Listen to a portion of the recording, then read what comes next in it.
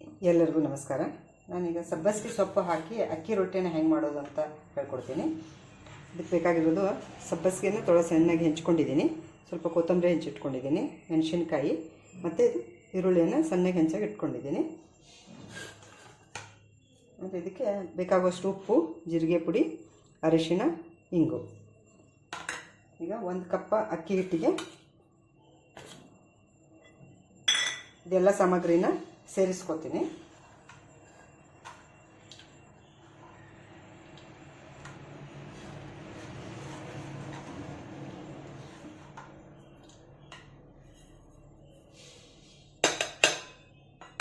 ಇದೆಲ್ಲ ಸೇರಿಸಿ ಚೆನ್ನಾಗಿ ಕಲಿಸ್ಕೊಳ್ಳಿ.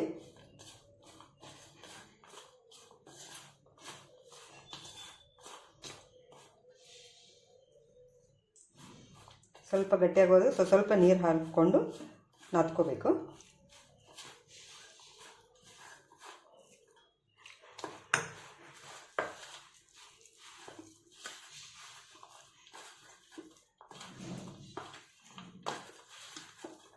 ಚಪಾತಿ ಹಿಟ್ಟು ಇರ್ತಲ್ಲ ಅಷ್ಟು ಅದಕ್ಕೆ ನಾದ್ಕೊಂಡ್ರೆ ಸಾಕು.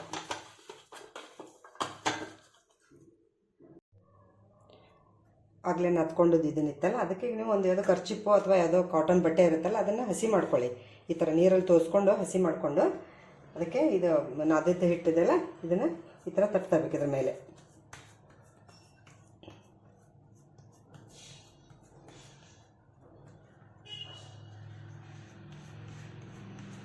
ಇದು ಎಷ್ಟು ತೆಳ್ಳಗೆ ಬೇಕಾಗುತ್ತೆ ನಿಮಗೆ ಅಷ್ಟೊಂದೇ ತಟ್ಬೋದು.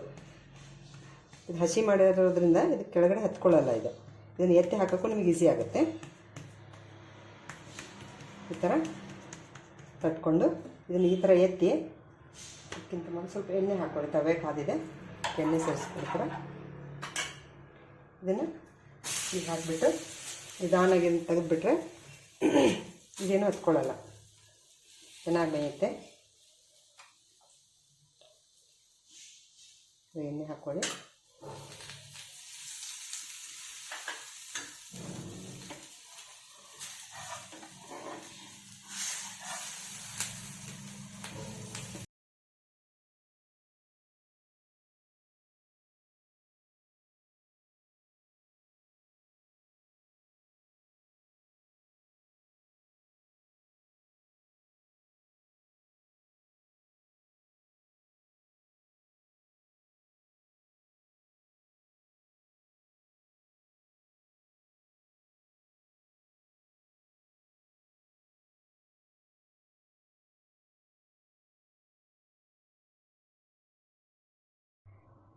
ಈ ಥರ ಸಬ್ಬಸಿಗೆ ಹಾಕಿರೋ ರೊಟ್ಟಿನ ಒಂದು ಸಾರಿ ಮಾಡಿ ತಿಂದು ನೋಡಿ.